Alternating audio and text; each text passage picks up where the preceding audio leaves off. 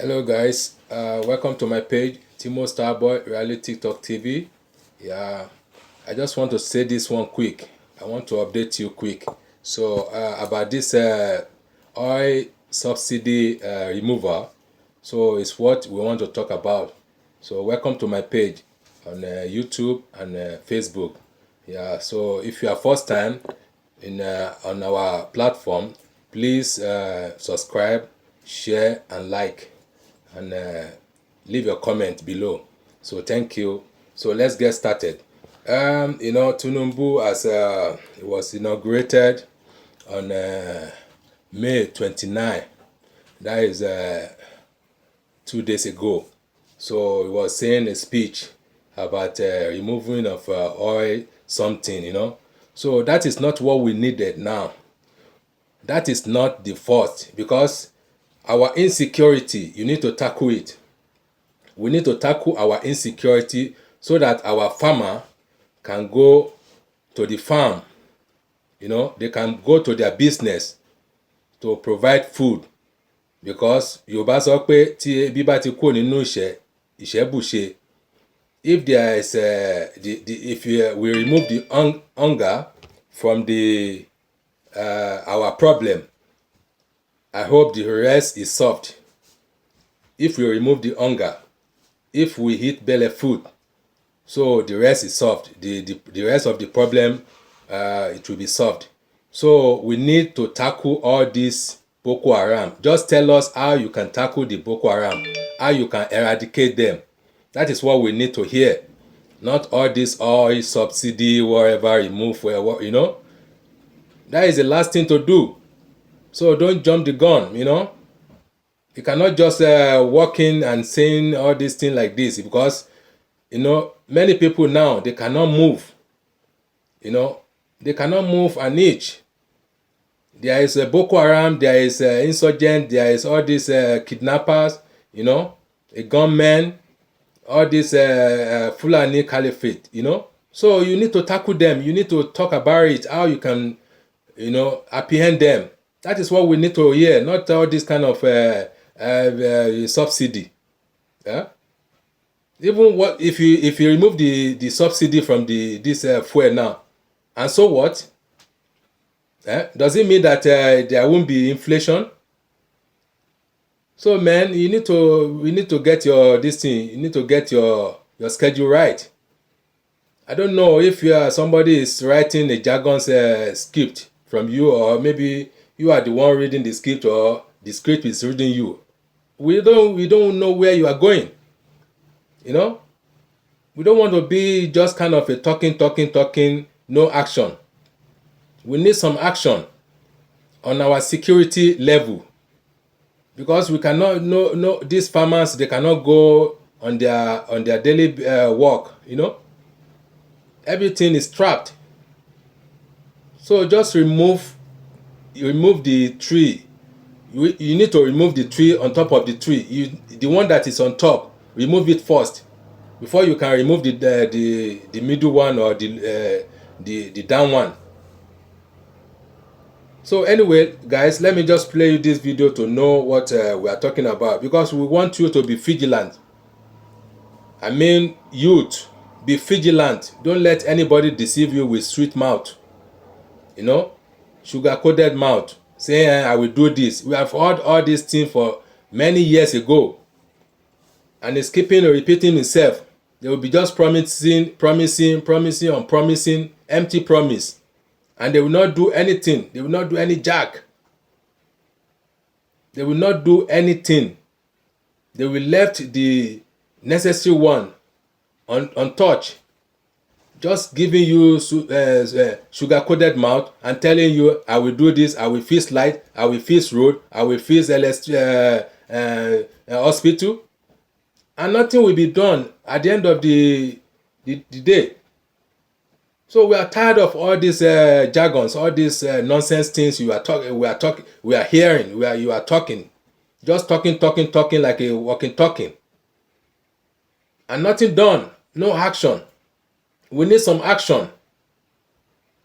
We need some action to take place. Not that you will be giving us a sugar-coated mouth and we'll be saying, okay, we hear. Even your Oga, that is Buhari, I've said a lot of things, but he's just pretending like he's a dead man, in a dead corpse, walking around this the whole place. And now he's calling Nigeria a cow. He's referring Nigeria as a cow. Can you imagine? This idiot man, he doesn't even know what he's saying. Saying his cow is even good than Nigerians. Can you hear that?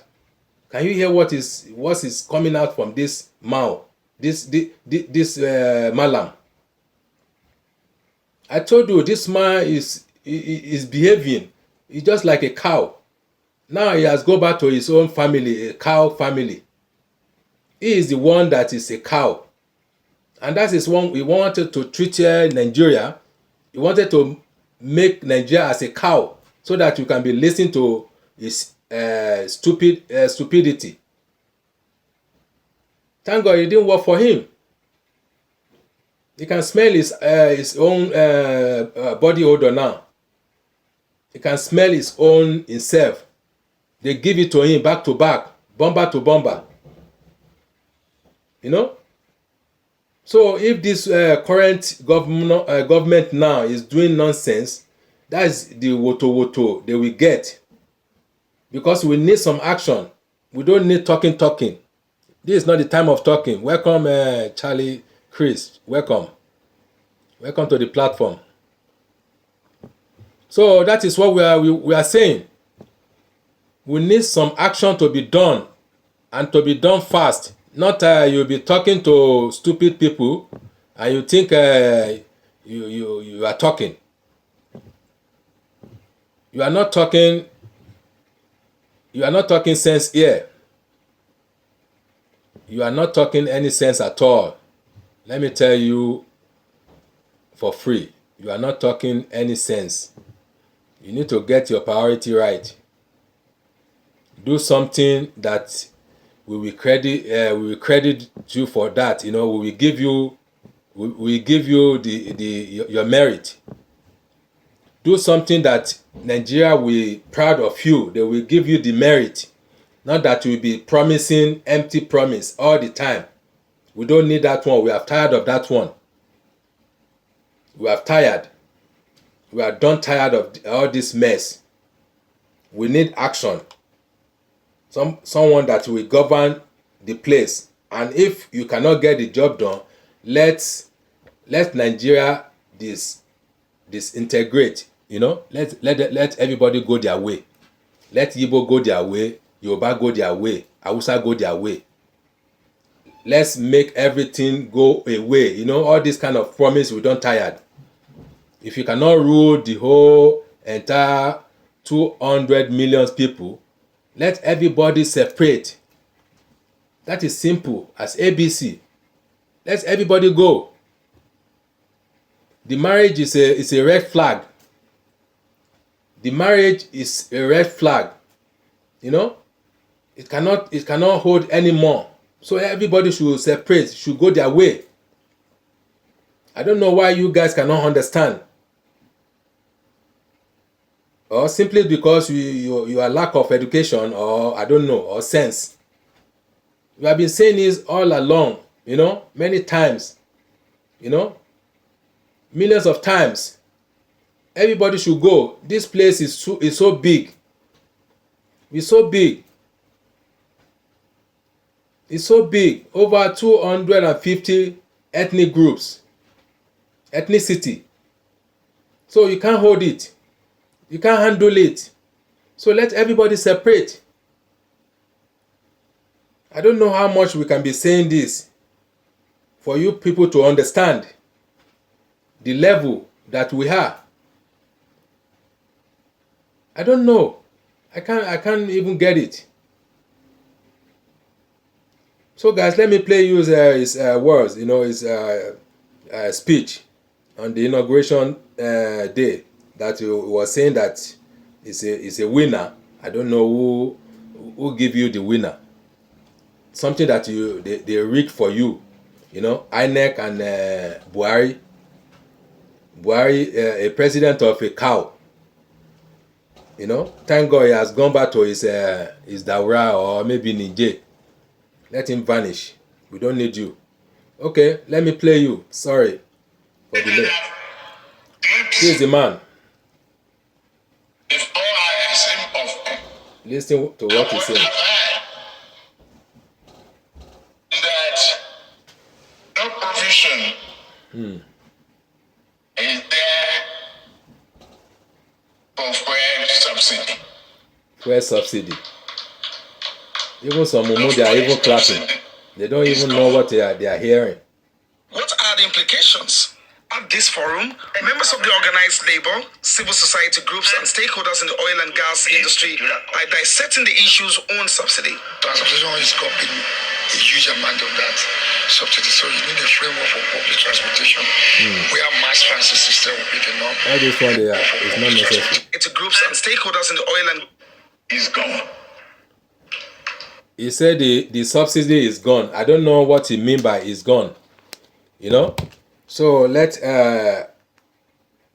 analysis, all these analysts, let them give you the answer about what he's saying is gone, because me, I don't get it. I cannot get it. Whatever is gone for him. Let me give you this video. You see? Subsidy. This is another play. See, they don't start. You see, Olopa, that is a policeman fighting. Fighting in Nigeria. Policeman is fighting. See, they are handling themselves. See, this is what we are talking about. Anarchy don't start it. Anarchy. No respect for rule of law. There is no respect for law again. See. You know, see the police in the uniform fighting on the street. See. Can you see, guys? Is it not a shame? Is it not a shame on Nigeria force? Policeman, see as they are beating. They are beating each other. Hey. The country don't pafuka. See Nigeria for you. Policeman, just fighting, two fighting. Policeman, and you say this is one Nigeria, and this is your Nigeria. Maybe later on you go here, you go understand what you are meaning. That's what you are saying. You will understand later. Don't worry. Now small it come. So let me play you this video. Yes, but we're seeing the effects today. This is Ara TV. Some filling stations in some parts are saying 500 naira per liter. I've seen pictures of filling stations that are saying 600 naira per liter. Some are still buying at the normal rates that fuel used to be before. What is going on? Even that the subsidy service doesn't work. Phased-out subsidy will have been better. The subsidy doesn't work. There is so much inflation, you know. The price has been jacked up, you know. The price of the fuel now has been jacked up, as we are saying now. So what is the removing subsidy mean? What is the meaning of that? So let me play you again, guys. Subsidy is gone. Yes, but we're seeing the effects today on the streets. Queues everywhere. Some gone. filling stations in some parts are saying 500 naira per liter. I've seen pictures of filling stations that are saying 600 naira per liter. 700. Some are still buying at the normal rate that fuel used to be before. It will go high. Maybe 1,000. You will be buying it next month. Nigeria. Good morning, everybody. Good morning, viewers. Please listen attentively. I watched the president deliver the inaugural address yesterday, and then Nigeria. the statement that you don't enter. is gone. We don't enter one chance. At face value, yes, somebody would say that is the best thing to do.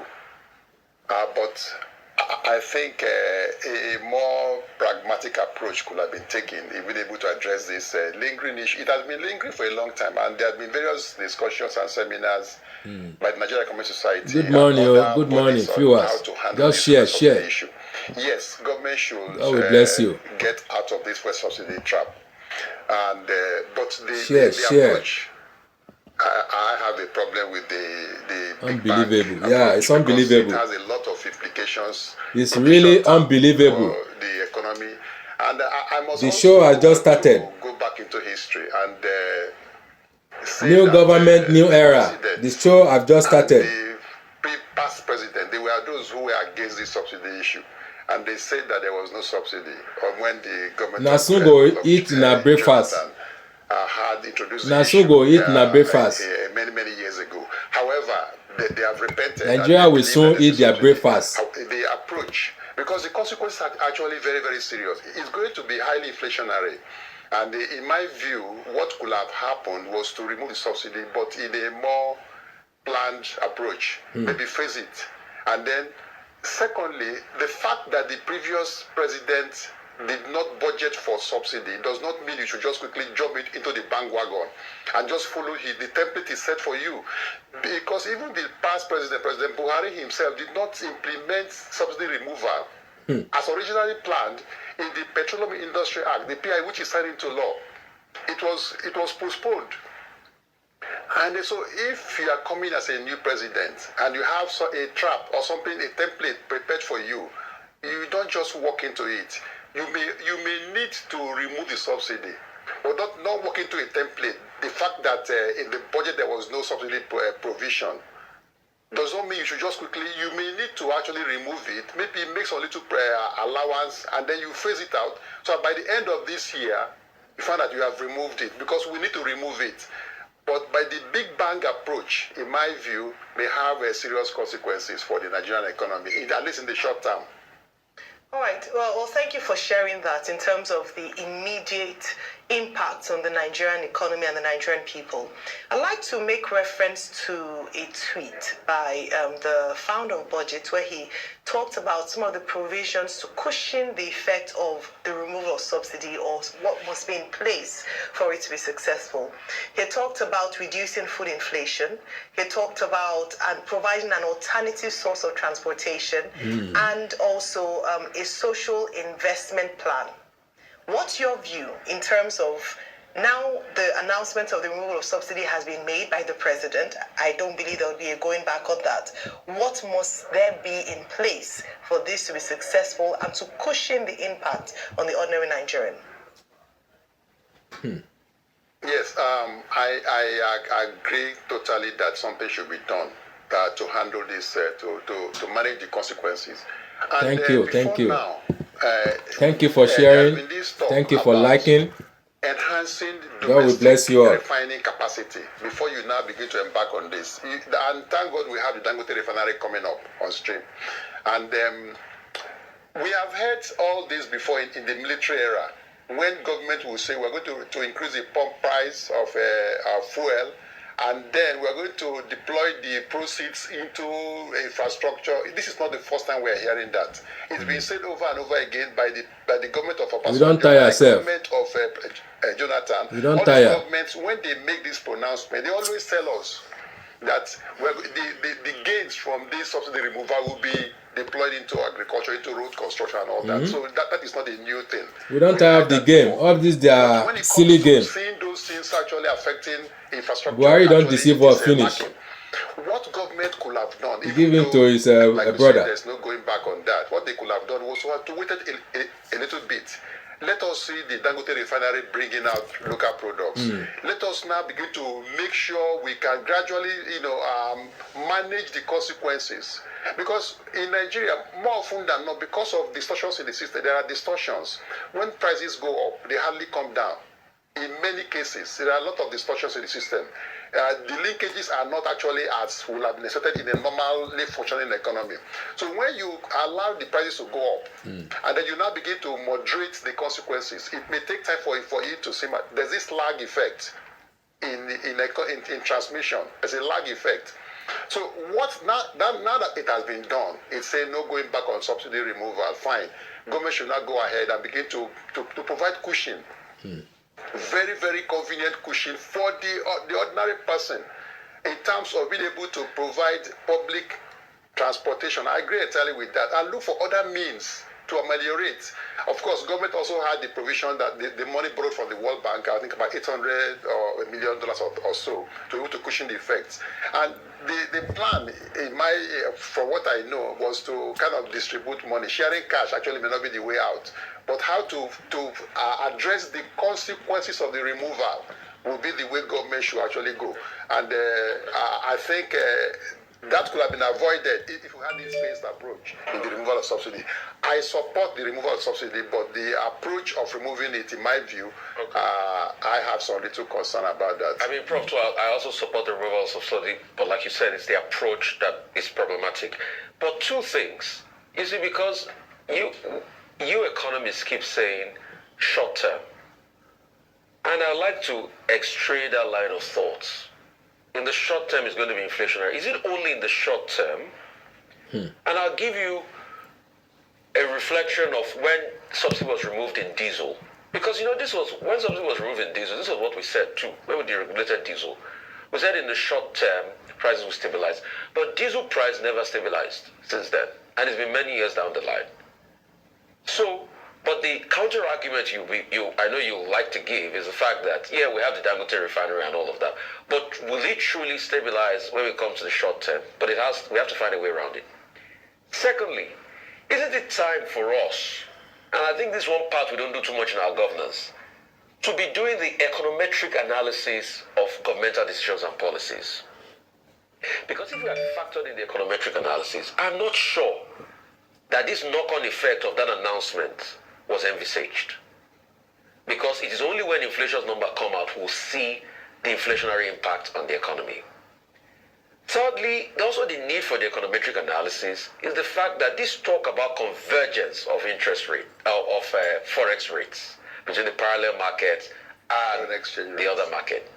But we forget, based on econometric analysis, that it's going to have a knock-on effect also on our debts that are denominated in dollars.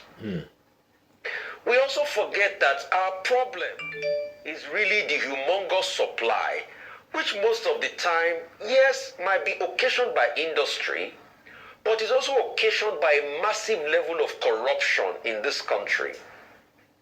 Also, econometric analysis make me understand that there was over 100% or close to about 60-70% jump in price of naira to the dollar after the political party primaries, which means that the political parties also added to the problem on ground by converting most of the money they had into US dollars. And that's why I say, isn't it time for us to have a proper econometric analysis of most of these decisions? Thank you, Prof. Yeah, thank you very much. Yes, I agree entirely with you, because when you are talking about effects of policy, you need to do kind of scenario building. You do scenario 1, 2, and then you run your simulation. You say, if I tinker with this variable by X%, what happens to other variables? So you build a macroeconometric model. And when you do that, you can now do your simulation, and that helps you to know effect, because everything affects everything. Let me take the first point about the issue of diesel. When you increase the price, and then you expect, if there are no distortions, that when the system normalizes, the prices will come down. That is, if there are no distortions in production and the supply chain. If there are no supply chain disruptions, if there are no distortions in the system, and there's a kind of rent-seeking culture in the economy, then you have the prices never come down, like the case of diesel. So that is why it is not always proper to just make an announcement. That's what we call the announcement effect of policy. That's what we are seeing now. Because it's the announcement effect. It affects every market. If you say, I'm going to travel to Lagos to Aba tomorrow, there's an announcement. If those who actually are dealing with me will begin to make adjustments. Exactly. So now you can see the marketers adjusting, because that is the announcement effect of yesterday And that is what is happening to the prices. So because of the distortions in the economy, you don't see these prices coming down in the long run as you will have expected. So I think, I don't know, before such adaptation could have been made, there will have been some kind of this simulation you have mentioned. Econometric analysis, do a big picture perspective of this whole issue, and then see how it affects the markets. It affects the foreign exchange market. Because when you do this, all prices will go up. Now, the inflation we are experiencing in the past few months was the inflation from the Naira redesign, when cash was not made available, and prices became very, very high. POS were charging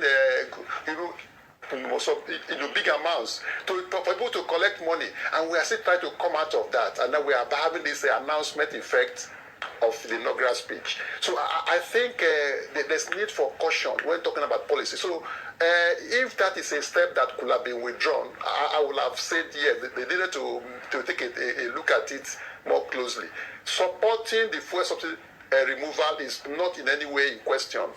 I think there are these challenges in the economy. They should do what they promise. The flow of goods and services. And if you cannot do it, don't promise. Inflation, which we needed Simple to as avoid, ABC. because we have not been able to strengthen our. Don't do what you cannot do. Don't promise what you cannot so do. We're seeing importing inflation. You know.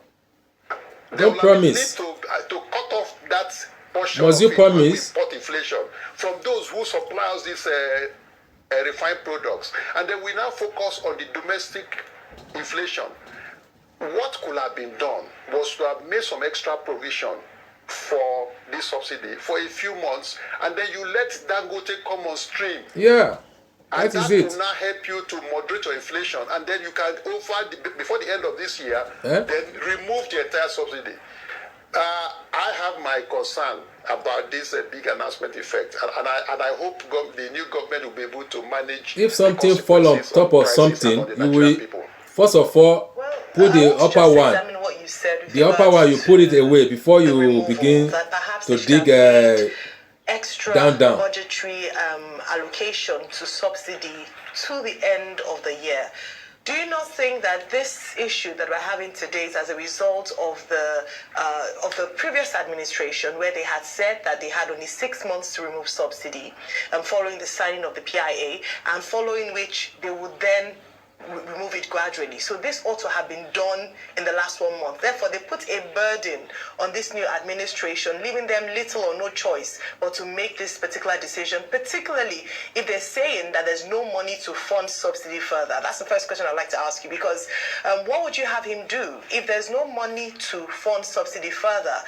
What are the options? What are the other options available to him? Because the previous administration didn't phase it out as they ought to have done, making a way for him to establish the removal of subsidy. And then beyond that, I'd like you to also examine some of his announcements or during his speech yesterday. One of which, obviously, of much interest to us is his target of 6% growth in the GDP. He said he would achieve this by budgetary reforms and also industrialization policies. I'd like to get your take on this and what a budgetary reform should look like under this administration. Yeah, thank you very much. The first point I want to make is you don't walk into a trap. If somebody before you has set a trap for you, you don't walk into it. We can understand that the Buhari administration did not see the need to immediately remove the subsidy.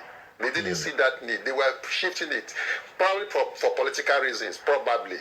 They didn't want to have the backlash from the public, and they had to shift it. Buhari don't know anything.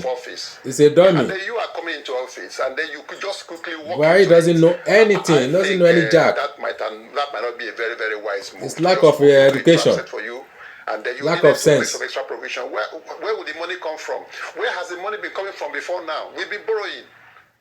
Our debt service ratio to revenue is about 95%. So you'll be earning 100 naira and paying debt with about 95 naira, and you borrow more. They've been borrowing more. Now borrow now. That could have done to cushion the effect. Why na borrow? Over time. So by the end of this year, it would have gone completely. So where would the money come from? Where the That money is what has they're good at. before now. Just borrow, I was able borrow. to do that and phase out this crisis. So the other issue is about the GDP. The GDP is actually going to grow when you address these dislocations in the economy. What are those factors that are affecting the supply chain? What are those disruptions? The issue of insecurity has to be addressed, which I'm happy he said he will do. Address the issue of insecurity. Address the issue of your foreign exchange. I'm also happy they will try to harmonize the rates in the market. But you also have to know there are cost push factors that are driving inflation. And all those ones affect how fast your economy can grow. The GDP has to grow. So if you look at, I want to believe they must have looked at those factors that are causative, that are on the transmission path to enhance your GDP. If you're able to follow on those engine growth factors, address the issue of oil theft, where we will now be able to bring out more money, because it is actually sad that the former president was the Minister of Petroleum. And under his watch, we had a very, very high level of oil theft. So we're able to address those factors. And then you're able to enhance production. It was a disaster. People need to travel to wherever they want to travel. A disaster regime. And all that. People need to go to farm. So these are areas which you need to address. Once you address those areas, of course, the GDP will grow. But 6%, I in the short term, I have my little doubt, my little concern. Unless a miracle will happen, but you have to. If you don't take the right steps on this subsidy issue, and it boomerangs and affects production and affects supply chain, then it will be difficult for you to achieve this 6% growth rate in GDP. Address the issue of production and what is hindering production, and those factors that people are complaining about. Once you address them, definitely you grow at the rate you desire. All right, yeah, but I think part of that, he also talked about addressing multiple taxation, which also affects, production companies. Probably we also look at reversing hitherto made laws as regards excise duties for beverage companies, which employ a sizable portion of the working population in this country. I think about close to 5%, and now the taxes are so high for them they can barely produce. But the question I'd like to ask now is about this convergence of exchange rates.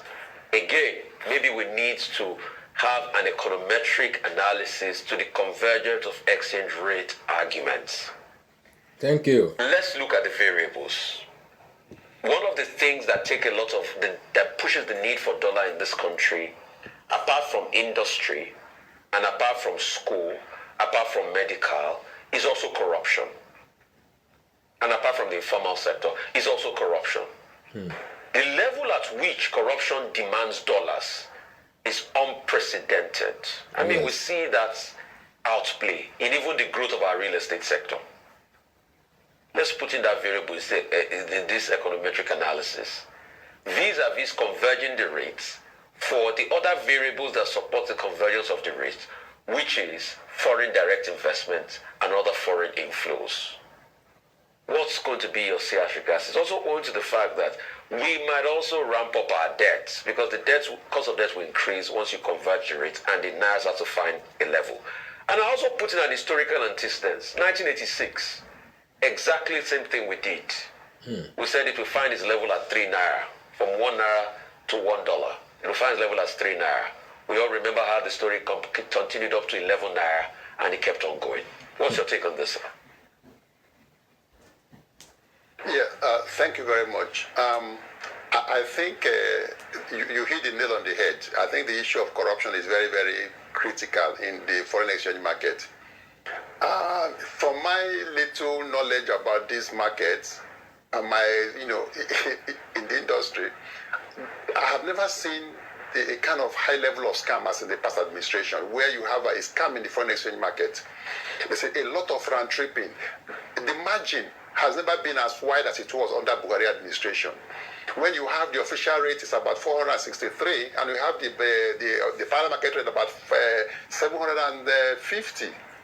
I'm not sure in the history of this country we've had this type of gap, because there is these allegations of political interference in the market, where people usually get there are so many middlemen involved in the market that people get allocations and then people, they sell off, and there's a lot of round tripping going on. I think that is a major factor.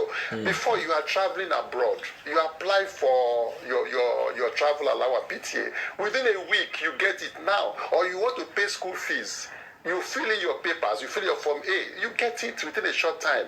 If as far back as even when not even under this administration, but the gap between the parallel market rate and then the official rate is so wide, because if it pays, it stays. If something pays, that thing stays, because some people are benefiting from the gap.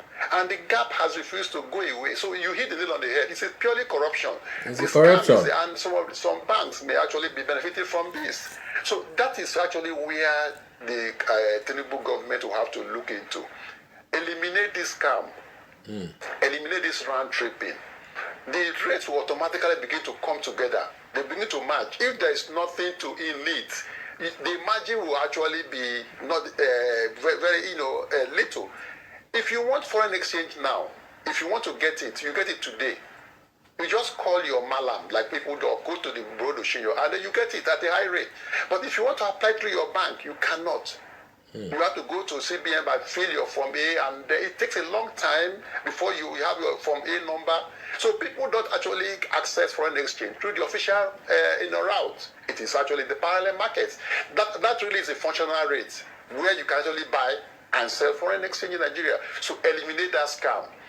Find out what are those factors that are causing it. And once you eliminate that, it will not be too difficult to converge the rates. Because it pays, therefore it has been staying. That, in my view, is the major factor that actually made it be so wide under the Buhari administration, which Tinubu, in my view, should make effort to correct. And if you correct it, automatically the rates will come in, because the rates also affect inflation. There's a pass-through effect. You're right. Because when you make also the interest rate, there's a link. When you make interest rates very, very low, and then the gaps are there, there's a pass-through effect. You make credit cheap, people can actually get money, and they can't invest in the industry because there's no good environment. What they do, they invest in financial assets, they invest in dollars, and once they invest it, to be able to make a very big margin. So address the scam in the market. Once you address the scam, these issues will be addressed, with time. All right, Professor Okoma, I have two questions for you. The first is in terms of, just to summarize your thoughts in terms of what's the way forward now. He's made the announcement. Already there are reports from the field that transporters have increased transport fare. Almost immediately after the announcement was made, we see queues on the road already, fuel queues on the road already. Do you think that the president should perhaps take a few steps back from his assertions around fuel subsidy, or announce plans immediately as to the timeline for the removal of subsidy? He didn't give that during his speech. And then the second aspect of something else he talked about, which is a big concern and which featured quite prominently for him during his campaign, was unemployment and tackling the issue of unemployment. Unfortunately, we don't have very recent figures from the NBS, but we know that it's an issue that many of those who campaigned had talked about, and he specifically spoke to. He said during his inauguration speech that he was going to create 1 million jobs through the digital economy space, and also the Jobs and Prosperity Bill in the House. What are ways, in your view, to begin to tackle this menace of unemployment? Okay, thank you very much. The way forward, in my view, government needs to backtrack. What I mean by backtracking, not necessarily on the policy, but on their strategy. If now there's hoarding of the products, which I think they may be available, because the marketers actually need to protect themselves. The economy is capitalist. People are in business to make money, and they've committed money, and they find that they are buying at X price, and they may not be able to replace. That's what you call a replacement cost. The replacement cost actually will not be higher than the historical cost. So government needs to come around and bridge that gap between the historical cost, the cost at which they bought those products, and at which actually they will buy the next one. Because if I have 10 liters of products, and I sell at the old price, and I'm going to buy to replace my stock at a higher price. Of course, I want to increase my price now so I can replace my stock. So government needs to engage the marketers and be able to carry that margin. That is what they can do now. If actually what they think is actually the price is 500 and it's now 180, they need to come and take that gap for them. Government needs to tell them, please sell. We're going to pay you the difference. That is what government can do, and still let the price, let them supply at the open until they begin to buy at the new price. The whole thing will come on. That is the first thing they can do. Second, that is if they don't want to go back and do it in phases. Secondly, they need to also begin to provide this cushioning effect. It's very, very important for the public, so that the pains will not be too difficult. Because once these prices go up, they hardly come down. Because like I said, this economy have lots of distortions that prevents the prices from going down. Like you mentioned, the case of diesel. On unemployment, I think what the president said yesterday, in my view, many of them were just like a wish list. We had that before under Buhari, and in fact, the enthusiasm just was talking. when Buhari They cannot walking. The enthusiasm was higher. You know, this current government needs to. We don't need promise again. Because just do action. About, only 8 million people, 8.7 million voted for him. About 14 million that voted did not vote for him. So more people were not for him as those as for. So he needed to actually make sure the pains on those other, and everybody will not be that much. Unemployment. The last government promised to provide about 3 million jobs a year. He's promising 1 million. Instead of having 3 million jobs a year, we have job losses. And so if you are talking about creating 1 million jobs per year, then you will need to know what would be different. The power will be more available. What are you doing with the generation of power? What are you doing with all those factors that will make you to create jobs? Because creating jobs means there must be production. People will have to work. There will be available power, there will be security and all that. And then jobs will be created. The GDP is growing. What are you going to do? How will you enhance generation of power? How are you going to create those jobs? What will you do differently from what was done by the Buhari administration? What will you do differently? We must see what we are going to do differently. If not, the same thing will just reoccur when you say we create 3 million jobs and you end up with job losses. Now, we hear of this new terminology among the youth, Jackpa. People want to Jackpa. How in the university system, how many of our graduates come out from school and get jobs? Less about 10%. You have about 100 students that graduate, only about 10 or get jobs. And many of them actually are those who have one link or the other with others. So many people just come out and find a way to help themselves. So we need to see what he will do differently, so that will not just be like a wish list where we say, I will do this, I will make power more available, I will provide jobs, I will do this, I will do that. And if we don't see how you will do it, it just becomes like a wish list. But we hope that the economy can pick up and things can normalize in no distant time. Okay, Prof, he talked about the agricultural sector. He talked about agricultural board. But I believe that agricultural boards can be talked about when you have agricultural output. As we speak today, we know the impedance output has. I mean, agriculture has as regards output. We all know the legacy problems. Take, for instance, as we speak in Nigeria today, post-harvest loss